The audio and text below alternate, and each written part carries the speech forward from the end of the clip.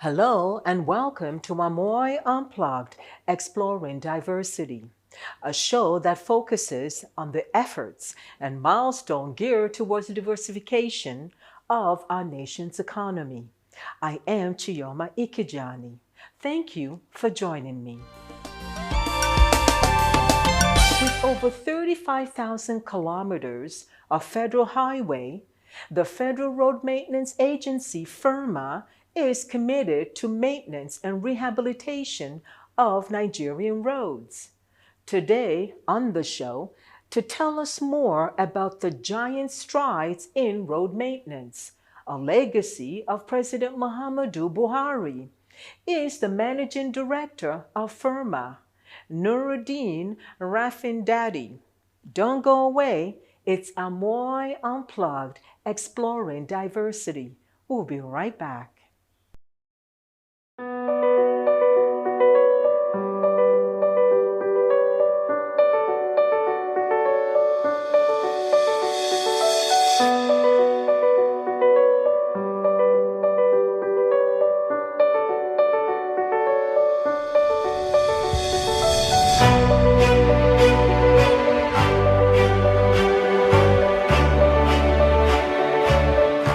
Having come this far is the grace of God and the support and cooperation of all of us. And let me also remember to thank the staff of FERMA. Of course, we are an extension of the Ministry of Works, and all that we've been able to do is because they are there. Mine is simply to congratulate FERMA on a journey thus far. A very impressive journey indeed, covering the span of 20 years. We all have been witnesses of the activities of FERMA as we travel across the country. The idea that several years ago, several assemblies ago, some wise men got together to agree that there was a need to maintain our roads. To me, is a step forward in the Nigerian story. And so I continue to congratulate FERMA, who have continued to deliver on the mandate that has been given to them, despite the coordinating situation. On behalf of the members too of the National Assembly, the House of Rep, we congratulate FERMA for the 20 years, great job done in Nigeria. Happy birthday to FERMA. Thank you. FERMA, for me, has become a worthy example of what parastatals should be. And this is a credit to the leadership of the board, led by Dr. Tunde Lemo, and the management by Engineer Rafindadi. So, that said, ladies and gentlemen, on behalf of the President, it is once again a pleasure and honor to congratulate FERMA and to thank all of you who have come to felicitate with her. May the next year all the future years of FERMA be better than the 20 that she has lived. Thank you very much.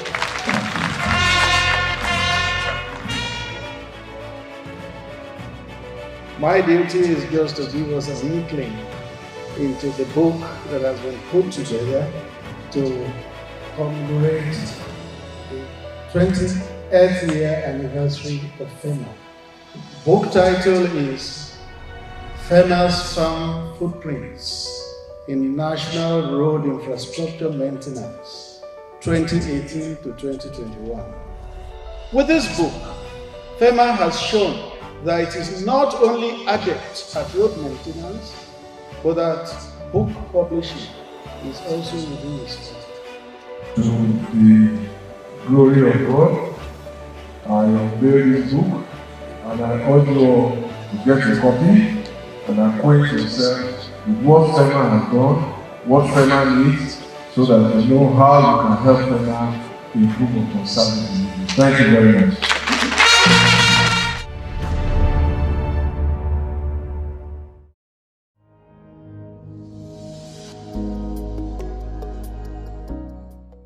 I'm from Katsina State.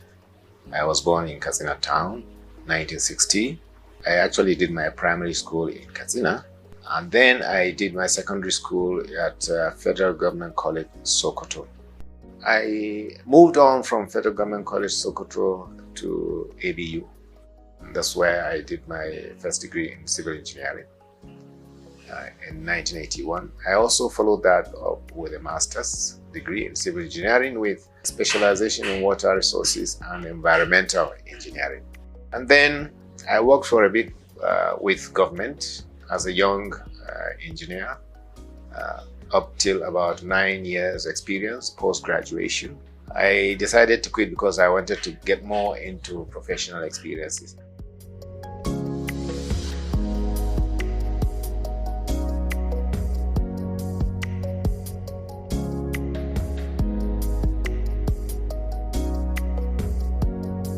We would want to invite Mr. President and the Special Minister for Special Duties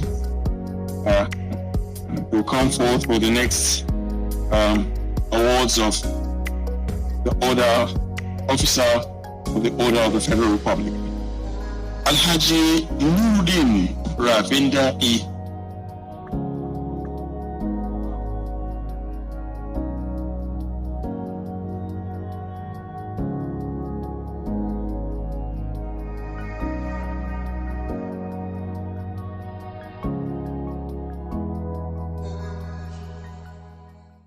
Welcome to AMOI. Thank you very much. So I've been so excited to talk to you because I heard a lot about you. You're working. Let us first look at the man that is behind FERMA. So now, where were you in 2017 when you were asked to come and be the acting MD? Where was I? I was still in the private sector. In 2012 and 2013, I was elected president of the Association of Consulting Engineers in Nigeria. That is how far I went in the consultancy. You could say then I got to the leadership levels in both the association and the Nigerian Society of Engineers. I had sat 3 years up to and including 2017 on the Council of COREN, which is the Council for the Regulation of Engineering. I had sat in the Council of Nigerian Society of Engineers for more than 10 years then.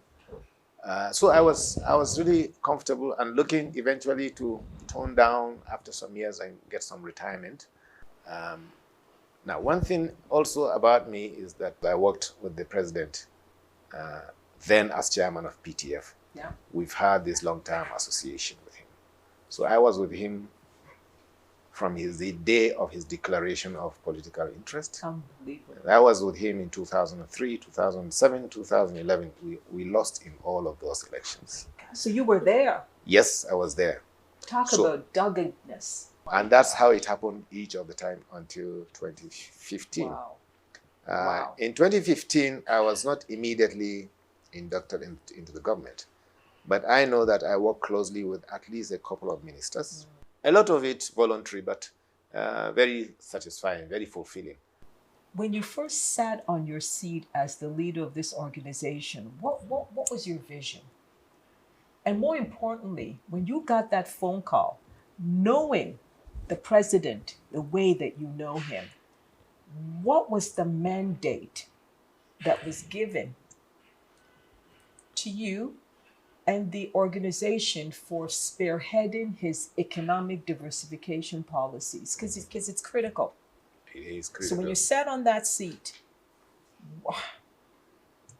what do I do? What was the vision? Because you have the external factors and then you have the internal factors. So when you came in, even before the vision, what did you meet on ground, and how were you able to even turn that around? I was already quite familiar with the Federal Highway Network and Nigerian highways in general. I knew the problems that we are facing in the federal road structure. I mean, before 2017, there was low morale in the agency. There was low activity. There were huge challenges. Not all of this was the fault of FEMA itself and its staff and management, but there was very low confidence on FEMA as an agency. And the president wanted to wake this giant up. When I came here, there was hardly any advocacy or any public relations effort by the management of FEMA. And I said, but we have a problem. You can't not talk to the press. When you talk, it depends on what you tell the press. If you tell them your challenges and tell them your strengths and weaknesses, you might find they will actually be sympathizing with you, even despite your failures. So gradually we started having sympathy. But you also have to work hard. And we worked really hard across the state, everywhere. And by early 2018, people were beginning to notice, FEMA is working. We're seeing FEMA across the road. People travel from Lagos by road to Abuja and they are seeing FEMA in several locations. And that's one thing about FEMA. We are in 38 states of the Federation. I would say 38 because in Lagos we count it as 2 states because of the sheer size of roads and bridge assets in that state. And we are in 774 local governments across the country. We are present everywhere. So if you just put in some effort through any of our 50 offices out in the field, people will see it. But you know, from speaking with you right now, I can tell that funding is a big issue for you. And I think that one of the ways of waking up this agency is making people aware that you cannot run a sustainable road network if you don't have adequate funding. So let's talk about what you've been able to do from 2017 to date in terms of trying to really handle the budget. Yeah, well, first of all, I will tell you the facts from the time that I came in. In 2007, FEMA had a capital budget of about 25 billion naira. As at the time I came into FEMA in October, only 1 billion of that 25 billion had been released to FEMA. What? That was the sleeping FEMA that I found. Now, I immediately started to make loud noises, unruly noises all over the place. And towards the end of December, the government graciously added another 9 billion. So we got 40% of the release in 2017, but 9 billion was released a few days to Christmas, and we had to try to utilize it as quickly as possible because the year was coming to an end before we closed our books. We managed to do it, but it was tough. But it was the beginning of the waking up. And by 2018, there was a notice that FEMA was working, and we got the budget did not dramatically increase, but the release increased. We got about 70–80% of the release in the subsequent year. By 2019, it kept increasing. By 2020, we had a capital budget of 45, and we got 100% release.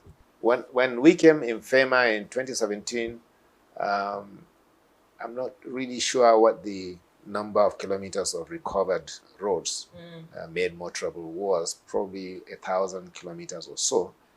And soon after that, we were given a target to meet 3,500 kilometers. And in 2019, as the next level agenda, the government said, no, you've got to do more.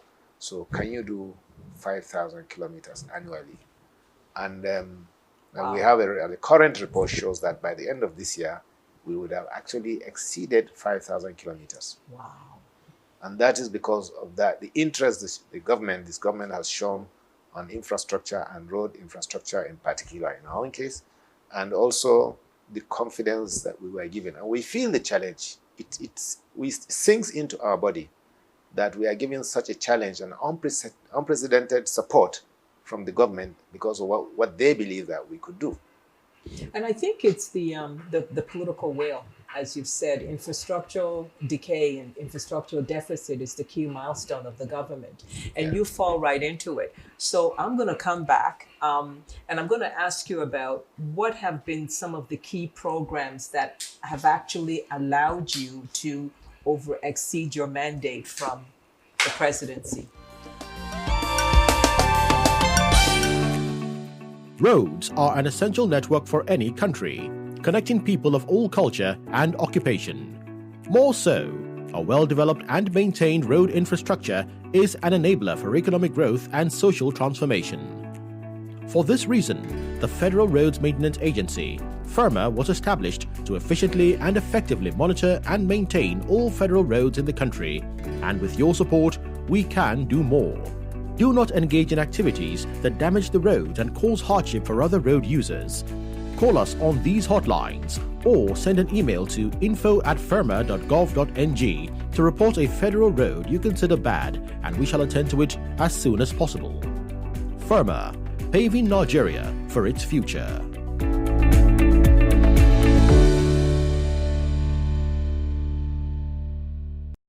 What were some of those key programs that helped you in actualizing your core mandate? Yes. There are many. One of the earlier ones I identified was that we really needed to do something about the morale of the staff. If you motivate the staff, they work well. To give you an example, when I came here, there were less than 8 or 10 directors. The civil service, we struggled to get at least 12 additional vacancies of the directors, and we have today 18 to 20 directors that have gotten that promotion as a result of the opening of that vacancy. That's big, because it boosts your morale. It did. It shows that to the staff that you trust and have confidence in them. And I identify the really good ones, and I encourage them, and identify those that have challenges and also encourage them. The key is that everyone should feel appreciated. Now, that's just one of the issues in your question. Yeah, I have found strategic partnerships, building strategic partnerships and synergy. Collaborations. Yes, when I came, the synergy and collaboration between FEMA and other key strategic institutions was not really good enough. And that was my first task. What was the problem? It was communication. You have to have good communication with other vital government agencies. They include other working partners like Federal Road Safety Corps and the Ministry of Transport. You have to be in good books with your funders, your financiers, the Ministry of Finance, Ministry of Budget and Planning. You have to be in good terms with the people who give you the budget, the National Assembly. Even as tough as it is, you have to keep that relation with the National Assembly. And then you have to work with the security agencies that give you cover. And today we have excellent relationship with the Nigerian police. That's a lot of work. That's a lot of engagement. With the Nigerian Army. I mean, actually, 1.5 years ago, the Chief of Army Staff actually walked in here, met with us and said, I came here to specially thank you for the good work you are doing. We are in the theater of war, and you are the only other government agencies working in that theater with us. And you are clearing the roads. Yes, in the worst times of the insurgency in the Northeast, FEMA was the only other federal government agency there, and we repaired the roads. How are you dealing with the emergency in terms of handling the maintenance of the roads during the rainy season? Yeah, FEMA is one of those agencies where you don't have a low season. Every season is high.